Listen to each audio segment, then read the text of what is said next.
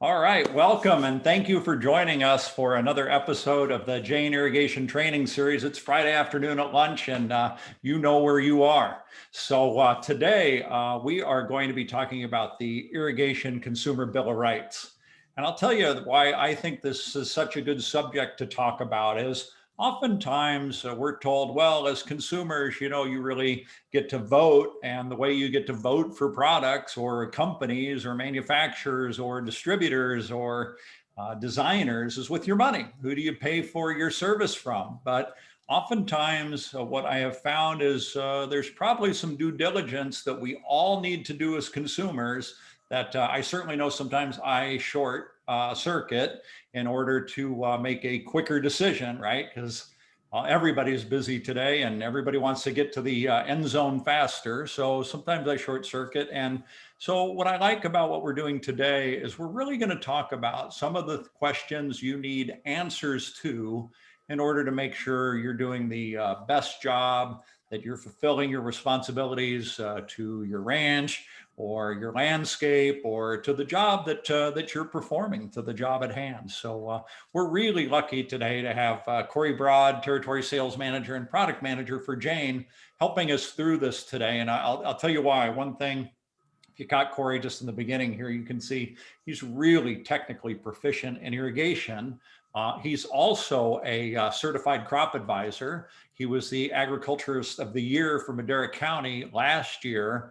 What I'm trying to say is Cory really knows his stuff, but there's lots of people who know stuff, but they don't actually communicate it very well. Well, Cory is active with our webinars, teaching people on a regular basis. And if you're following him on any of his social media, you can see he's out there, he's doing it, and more importantly, he's sharing what he's doing. So we're all learning from this. So Cory, welcome. Thanks for joining us today. Of course. No, thank you for the opportunity to talk about the subject. And as always, I think I'm on webinar number 6 now. So it's a lot of fun to be able to share that knowledge and maybe expand on some of those quick videos or photos that I do, because there's only so much time to keep people's attention. But I also know I appreciate the fact that people dedicate an hour of their time. Hopefully we can keep it just under that today, talking about really important subjects, like you said, whether it's technology, agriculture, landscape, anything in between, but really what we're doing with water every day. Yeah, it's great, Cory. And one thing I do want to touch on before we get into this is I know you've been really busy in the springtime with water management services. And boy, I want to ask you, how's that going so far? It's great. It's a bit of a challenge in the sense that May here in the Central Valley is always interesting. I believe today the high is 82 with wind. Yesterday the high was 97. The day before that was 93. 4 days before that was back in the 80s. So the temperatures really change a lot. And not just the temperature, but I talked about that wind, the humidity, all those things that go into affecting ET of your crops, which is the evapotranspiration. And so making sure that you're accounting for how much water is leaving your field, and then also making sure that you're applying it. And then based on the crop stage, it's certainly a lot to manage, but it's a great team and we have some great products and services we're doing there. And it's been a lot of fun to really help growers not only just manage the day-to-day irrigation activities, but also think about what the future holds and what the opportunities are. I actually got a call from a grower this morning here in the Fresno area. He's an almond grower, and there's an opportunity for him to work with his processor. His processor sent out an email the other night saying, we would really like you to be a part of this water resiliency program, if you will, and we are going to pay you up to 5 cents a pound extra for completing this document and certifying that you are part of maybe a water resiliency program, and saying, you're tracking how much water you're using and why you're using it and when you're putting it on. And I think that's a really, really great opportunity for somebody to not only be more efficient, but also economically benefit from that as well. That is really exciting, Cory, when you mentioned that earlier, and I thought, oh man, we have to hear this, because if you think back when Charles Fishman was on a few months ago, that was one of the things he said. It is really important to take water management forward, or get more people involved, is how we get them forward, is additional incentives. And so we see some coming from the government, some now from processors, some from water agencies. That's really great. So thanks for sharing that. I know everybody wanted to hear that. Of course. So, well, tell us a little bit about the Irrigation Consumer Bill of Rights. For sure. And kind of getting started and why I chose this topic, I have the opportunity to really work with a number of talented individuals and companies across Central California, spanning from Bakersfield all the way up to Sacramento. And even then, interacting with our customers at different trade shows and different organizations from all across the country. And, we kind of talked about this photo earlier. And I think about, this is a dream scenario is for a grower, at least in my mind, is you can go out and you can look, you can see the wetting patterns. You have an idea of how much work went into that to make sure that this happens on not only one irrigation event, but throughout the life of that orchard and what it leads to on the productivity. And, on the right-hand side, I caught a little bit of the nuts that are starting to grow this year for the first time. And I just wanted to kind of capture all that. And again, not to get too artistic on everybody, but it's an opportunity to really say, this is what our expectation is as an industry, and this is what our consumers expect. How can we ensure that this is something that gets into the field more often than not? And so the Irrigation Consumer Bill of Rights, I think, is one step to do that. And I know we're going to tackle this in 3 different webinars. We'll go into that a little bit more, but specifically, we're going to talk about the Irrigation Consumer Bill of Rights general document today. I won't spend a ton of time with the introduction part because you always handle that well for me, but I threw up this slide here, as I always do, to talk about some of my background with my formal education coming from Fresno State University, and then going on through kind of what I call the IA training program, which is certifications from the Irrigation Association as an ag specialist. I have 2 certified irrigation designer licenses, and then in 2020, I was able to earn my certified crop advisor's license. So like you said, well-rounded in the technical aspects, and want to promote that to everybody in the sense that you can go do this too. And these are some great organizations to be involved in. So I hope everybody does. If you ever have questions about how to get involved or how to get certified, please reach out. I'd be happy to talk to you about that as well. But kind of jumping into the topic at hand with the Irrigation Consumer Bill of Rights, the Irrigation Training and Research Center, which is known as the Itrc at Cal Poly, has created the Irrigation Consumer Bill of Rights to cover all types of irrigation systems, designs, and installations. Cal Poly does a great job. I know I'm a Fresno State guy, so it hurts me a little bit to say, but they really do a great job of supporting our industry and created documents like we're going to go through today to really add value and bring standardization to what we're doing. And so I think it's important to note that the Irrigation Consumer Bill of Rights has really been expanded and updated and specialized throughout the years. And that's really come to result in 3 separate documents that are readily available online. You can log on right after this webinar, not during it, and download the documents for yourself. And then also they're referenced in many of the Itrc publications. So if you take any of their classes or have any of their books, there's usually more times than not a chapter in there covering what we're going to talk about today. And so again, those 3 documents or specializations, if you will, are the general Bill of Rights, which we'll talk about today, the drip micro specialty, and then also the soil and plant moisture monitoring systems. And those will come in separate webinars here in the future from us as well. Cory, I just want to take a minute and remind everybody that I do have the chat open and I do have the Q&A. So if things come up, questions you have that you want me to ask Cory, go ahead and put them in the chat or put them in the Q&A, and I'll ask when appropriate. Perfect, thank you. And so kind of jumping into the General Bill of Rights, it's a document that's written really with 4 areas of interest, and they're all really important for growers, operators, purchasers, whoever you are in that value chain to understand. And I like that at the beginning of the document, the Itrc really notes that you should discuss these items below with your irrigation dealer before purchasing your irrigation system.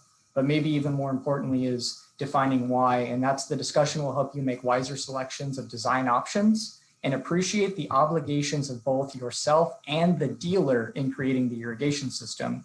And I think that's really important to understand because a lot of the times in irrigation, this is planned out months before, but things obviously change in timeframes and weather. And so it's really important to have a good foundation and understanding of who's responsible for what, because every project is different.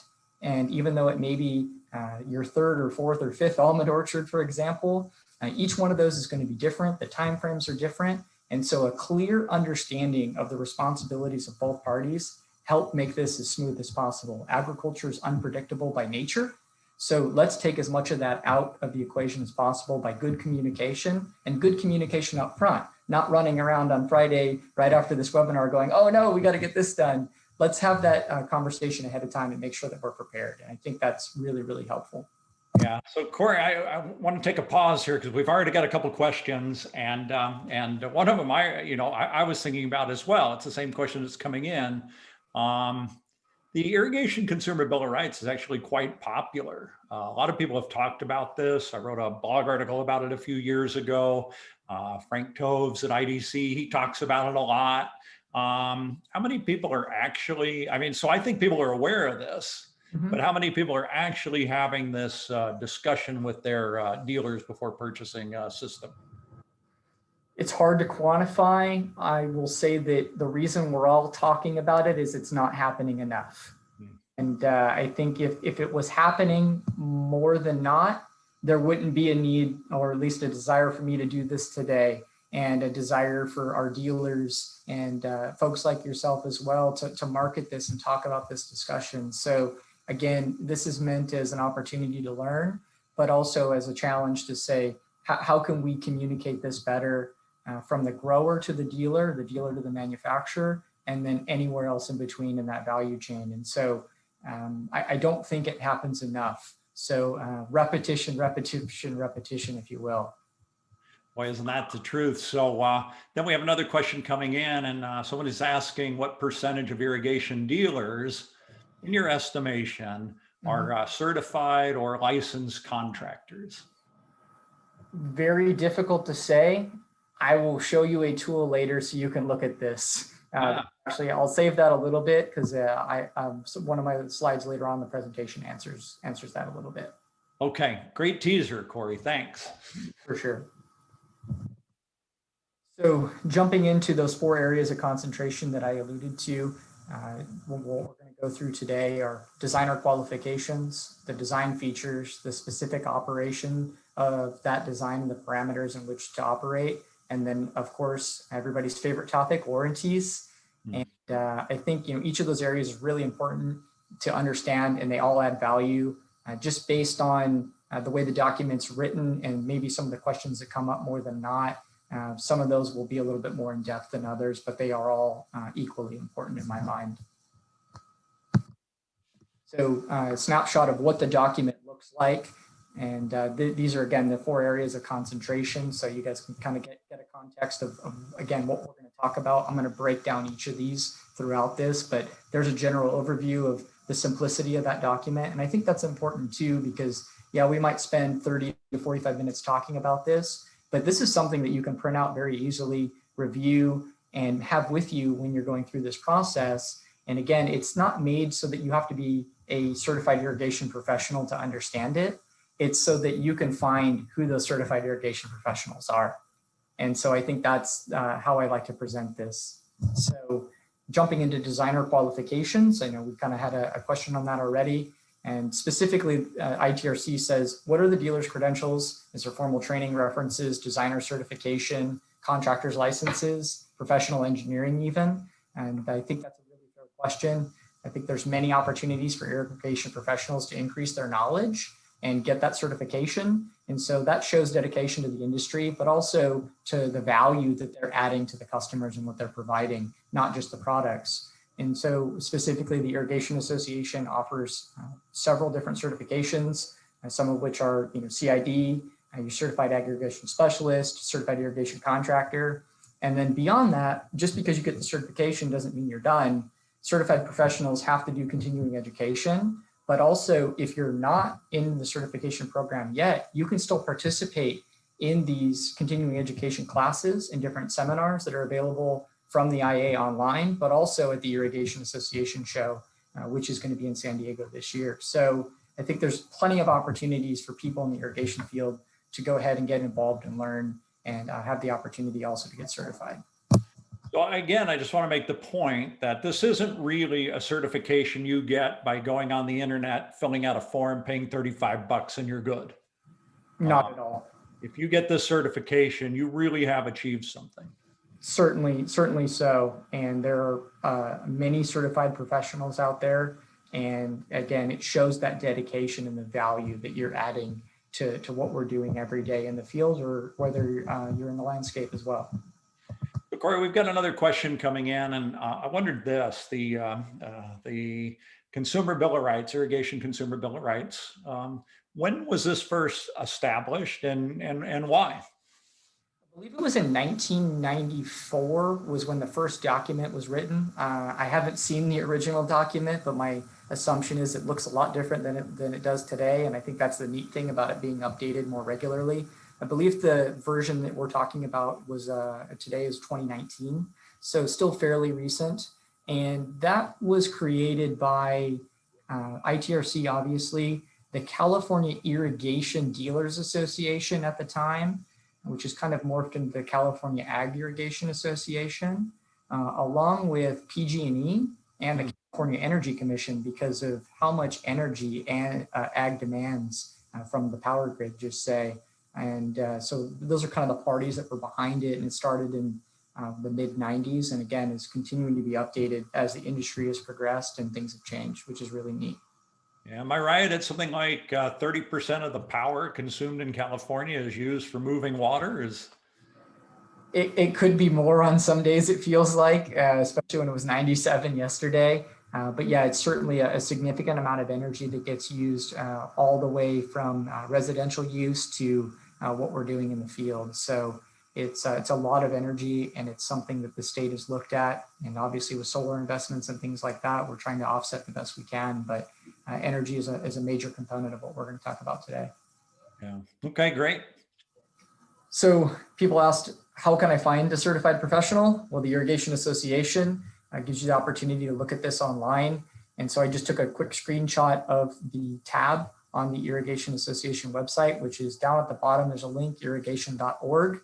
And so you can search by county, zip code, name, company, any way you want to try and find somebody, you can do so. And again, we talked about the CID itself. Well, there actually are special branches of that, if you will. So there's drip micro, there's sprinkler, and then there's landscape. And you talked about how important that is, or it's not just going online, filling out a form.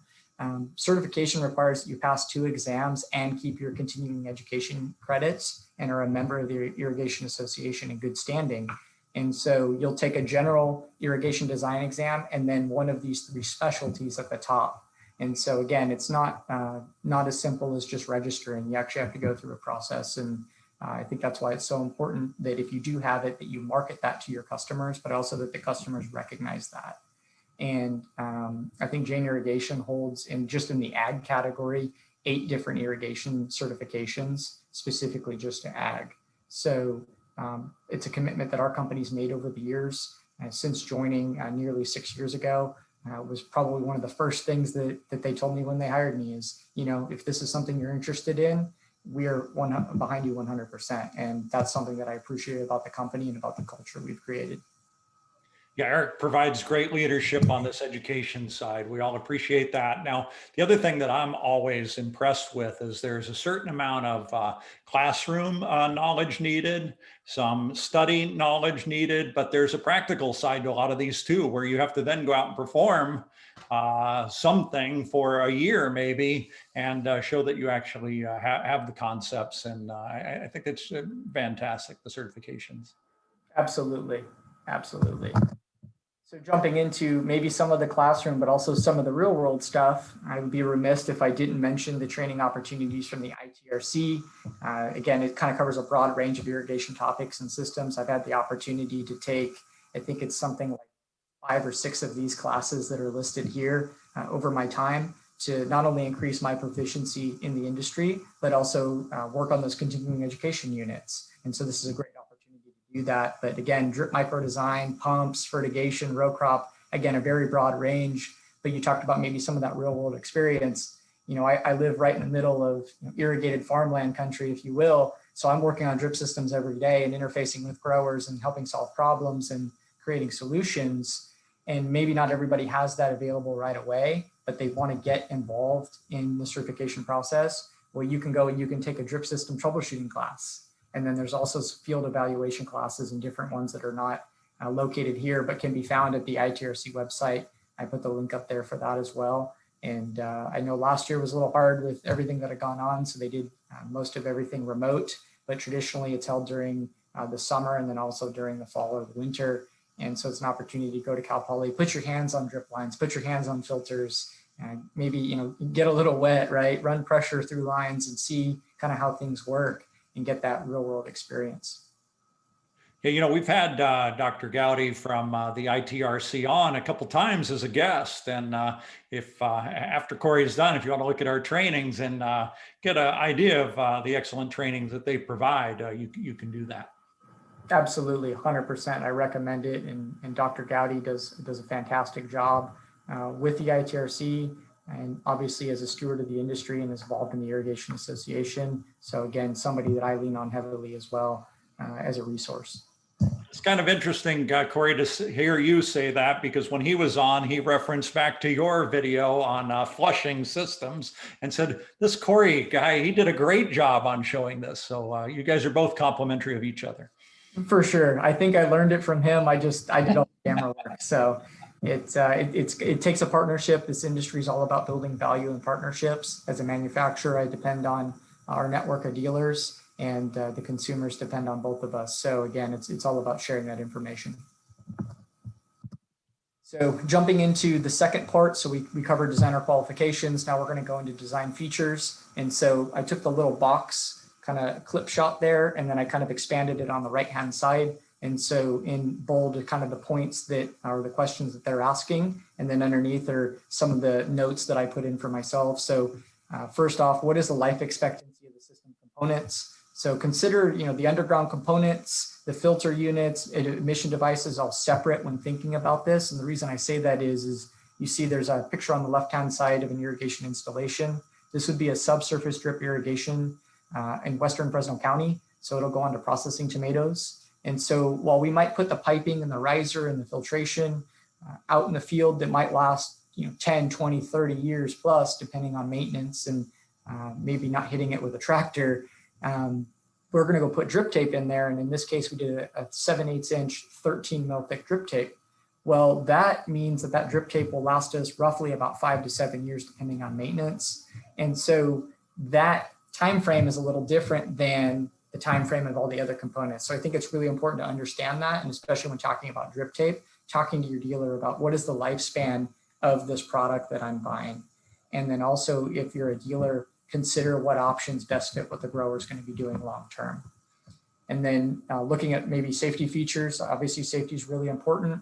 Does it have a pump stop PSI switch, which is like a high pressure kill switch, so that if the pressure spikes, maybe it just turns off the pump automatically? And hopefully if you have technology, it can send you an alert that that happened, but at the very minimum, turns off that pump and make sure that, you know, you don't have a runaway irrigation system. Backflow prevention, it's pretty simple. Most of the government programs you talked about earlier, where if you're going to get the incentive funding, they're going to require that you have one anyways. I think it's a simple investment to protect your water sources and make sure that you don't have any chemical or anything that leaches back into the ground.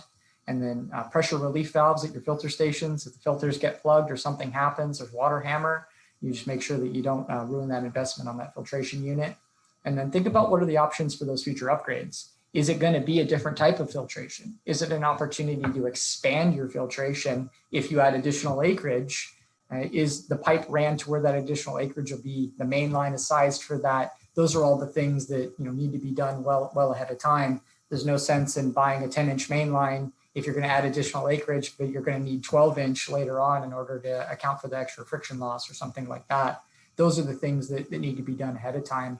And then, of course, technology and automation options. I work with a grower where the irrigation system was designed without technology in mind, and they are transitioning into technology, but their cost to do so is significantly higher because of the retrofits and the amount of units that'll have to be deployed in order to make that system now automated, when up front they could have spent a lot less money and gotten it designed with that in mind ahead of time. So consider what technology can do for you in the future and how to set that up today. It doesn't mean that you need to go plug it in right now, but it's ready to go for when you are. And then of course, what is a recommended list of spare parts? Super easy, super simple to provide, but it's an opportunity to say, hey, here's this type of coupler, here's the size, different fittings that you can offer because maintenance will be required. And so if I'm going to ask you to do maintenance as a grower, I want to make it as easy as possible for you. And so just to confirm, Cory, you don't really need to know all these answers when you start your project, but you need to ask these questions of whoever's designing it and make sure they have the answers. Absolutely. That is the premise of what we're talking about today. Again, you don't have to be the expert. This is to help you identify who the experts are and to work with those people. Yeah, this is excellent. So helpful. Thank you. Of course. So we've covered two sections now, going into one of the larger sections, which was the middle part of that document earlier, the specific operation and design parameters. So what will the DU be on the entire field when new? I think it's fair to say that a target DU should be 0.92 or higher if possible, depending on conditions. I think anything less than that on a brand new system, in my mind, is an inefficient use. And remember, there's degradation. And so I think it's important that dealers submit this when submitting a design or bid proposal and making sure that you can quantify that between the different options that you're being provided. And then to get more into the agronomic side, water requirements. What is the peak daily needs of water in a quote normal year? California, we're having less and less normal years, but it's important to understand how much water do I need? And then what's the capacity of my system in a 24-hour set? And can I make that work? And then what's the anticipated amount of water that I need to use in total? What's that budget look like? I think those are all really important things to understand as a grower, because a lot of the times they'll go, wait, I have to run how many hours a week? And you say, well, 90 hours. And they go, well, there's barely 90 hours to get through it. And then that's because the application rate is, too low based on what they're trying to do. And so those are the things that come up probably a little bit too often. So understanding what your demand is and making sure that the irrigation company that's providing the water to your crop understands how much water that crop actually needs. I think that's a fair question to ask of somebody. And so kind of jumping into the next part of filtration, is it necessary? It's a funny thing to say as an irrigation manufacturer. Yes, it's usually very, very necessary.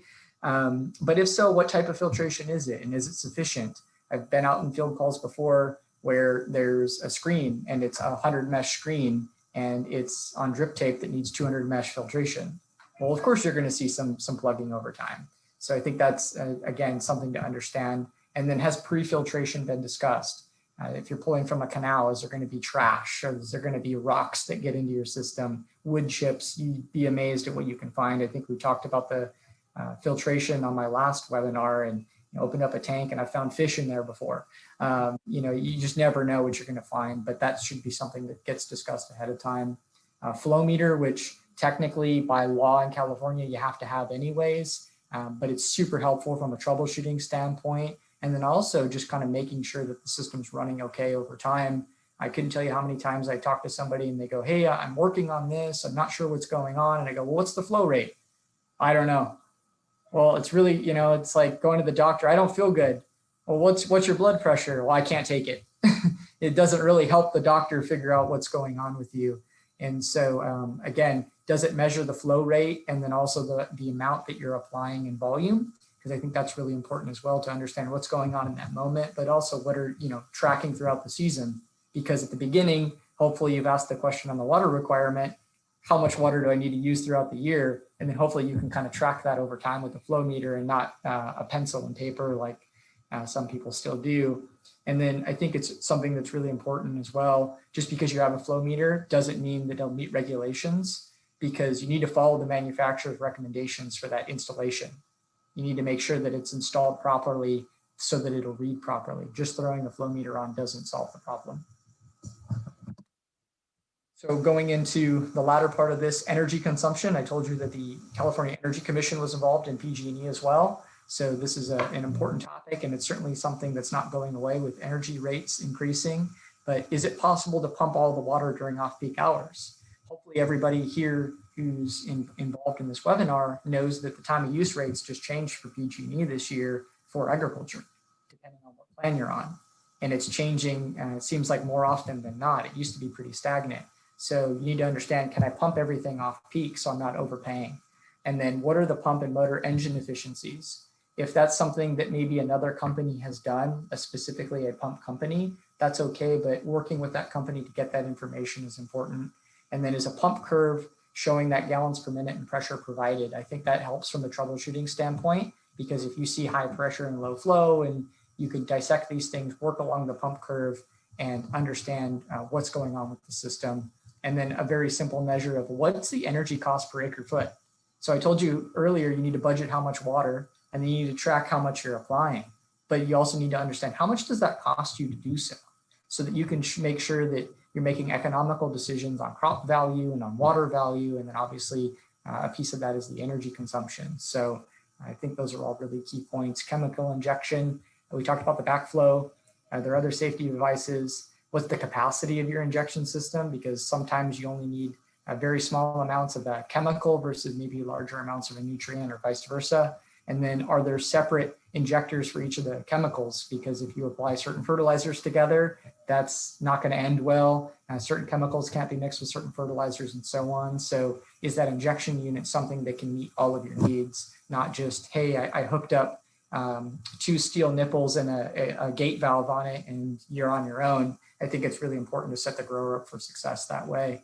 And then lastly, pressure, air, and flushing. Are there adequate air vents? I find that very often where the air vents, maybe there aren't enough of them, or if there are, they're maybe not sized appropriately. The flush outs, I was in a field last week. They had a 1-inch flush out on a 6-inch line. And so the amount of jetting that was happening when I was opening up the valve was, I will say, shouldn't be surprising based on the sizing, but when I opened the valve, I was a little disappointed. So it's going to be really hard to flush that system efficiently. And then what are the type sizes of pressure relief valves? And then is the system pressure rated for the anticipated water temperatures? Because again, as temperature changes, so does plastic.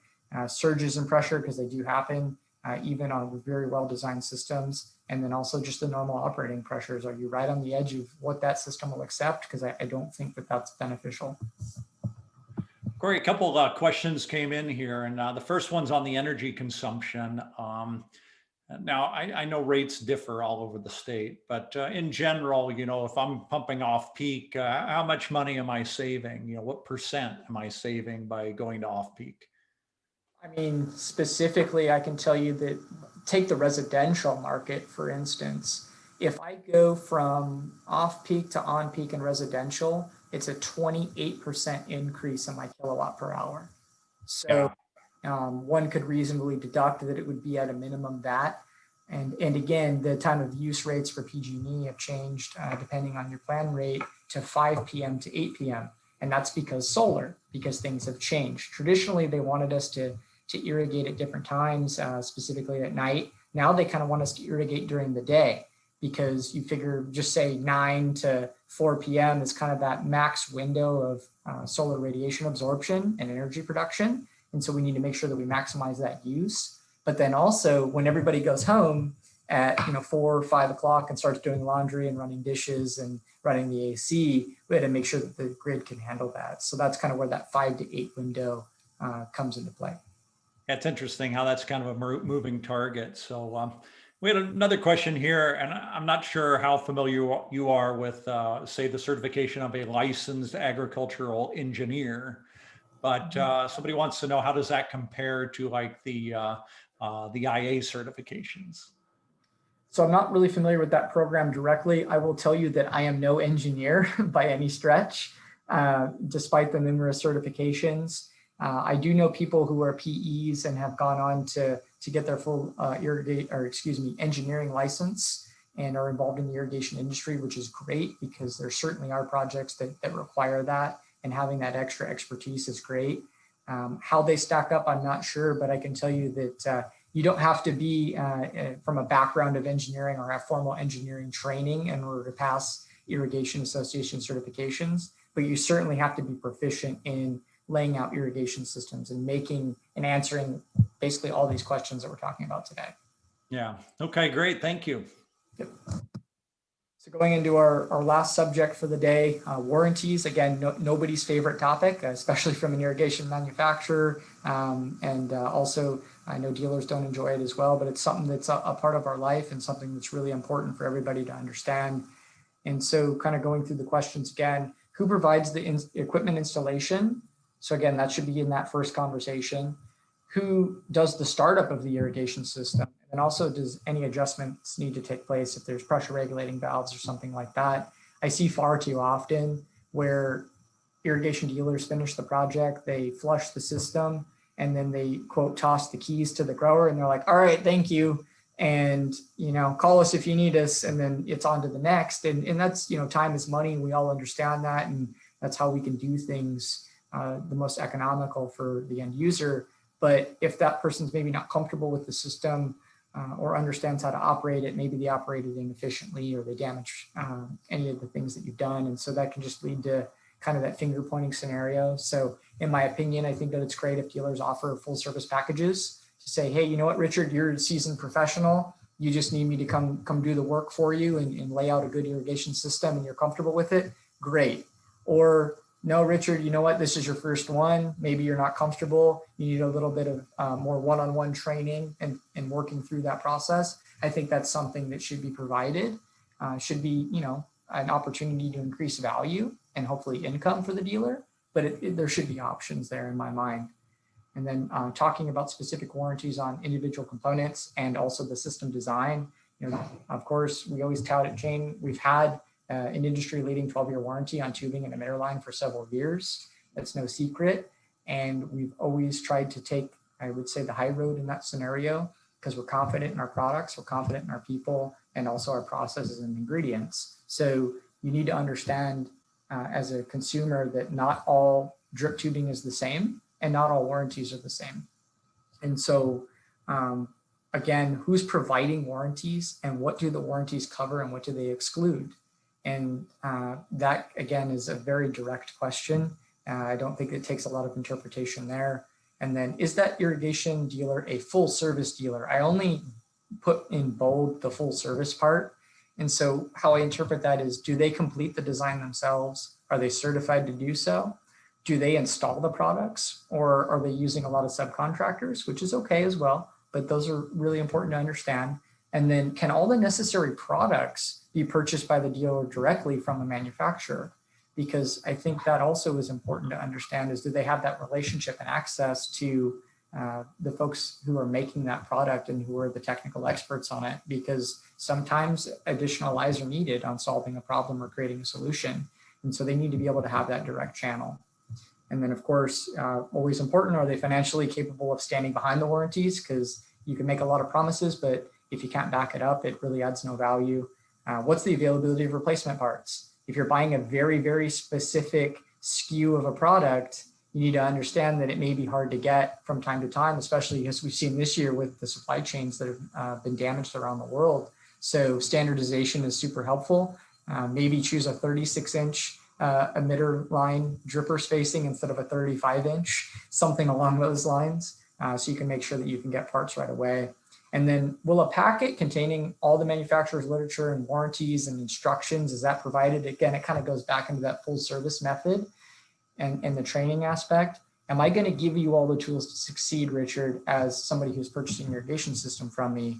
And also, can I empower you? Can I provide this information to you so that you can look at it and go, oh, okay, I can do that myself. Or, you know what, something I'm not comfortable with or I don't know, I'm going to call my dealer and I'm going to have them help me, which may result in a service call fee, but I need to empower you to have the opportunity to do it yourself. And again, farmers are resilient, creative, kind of the MacGyvers, if you will. And so if you give them that opportunity to do that, a lot of the times they can handle that themselves. Yeah, Cory, I've got a comment and then a question. First of all, I've always said this is the selling trust part, right? Oftentimes I say we sell trust. And a few years ago, I had a customer say to me, oh, so-and-so is the best rep I've ever had. I said, oh, what makes them the best rep? He says, I know that if I ever had a problem, and I haven't had one, but if I ever had one, I know they'd stand behind what they told me. And that is that, that's the warranty. It's only as good as the company or the person standing behind it. So I think that's really important. And then somebody's mentioning, and I think this is a valid point. I wonder what you do about this. They're saying, manufacturers could be a lot more helpful in this area if they only set up dealers that they knew would honor all the warranties. So do we as manufacturers check these out and make sure that who's installing our stuff is doing a good job? I believe we do. I doesn't mean that in the past, the industry as a whole hasn't, always held up to that standard. But I will say that when we get dealer inquiries at Jane Irrigation, we really research these. We really try and understand. It seems like we have a lot of customers across the US, whether it's a landscape, whether it's agriculture or anywhere in between. But I personally believe and have been involved in numerous of these inquiries where people want to become a distributor. And it kind of comes back to everything we're talking about today is, are you qualified to do this? Are you adding value to our industry? Because at the end of the day, it's the responsibility of the manufacturers and the dealers to add as much value as possible to the end user, whether it's somebody beautifying or maintaining an HOA, or whether it's somebody growing almonds that are going to be consumed here in the US or around the world. And so, again, that's what this document is for. And I believe the industry does a good job of it. Doesn't mean that there isn't room for improvement. But personally, I've been involved in these and I believe we do our diligence. Yeah, I agree with you, Cory. Thank you for mentioning that, and all the training that we put out there to our dealers, and including our twice a week webinars. I mean, that's an excellent point, right? Where we're trying to add value, we're trying to give people opportunities to learn, and again, the investment our company's made in the individuals to go get certified, but also taking the time like today and like we've done over the past, I guess it's been over a year now, which is pretty exciting to see that catalog and that library that we've built and to want to continue to contribute to that. So again, in summary, kind of going through all the points in the document are designed to keep the consumer and the irrigation dealer creating good discourse that ensures that value that I keep saying is added from the design phase to the startup of the irrigation system, and then hopefully many years beyond that.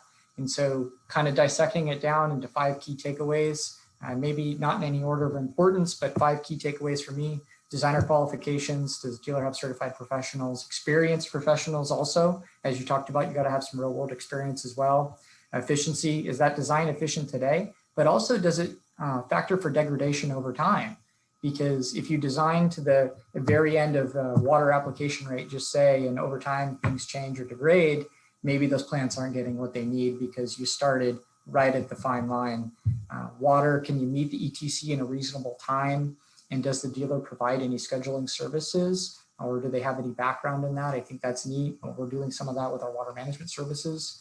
Maintenance, can you flush properly? I see this far too often. I talked about that flush valve being too small at the end of a pipe lateral.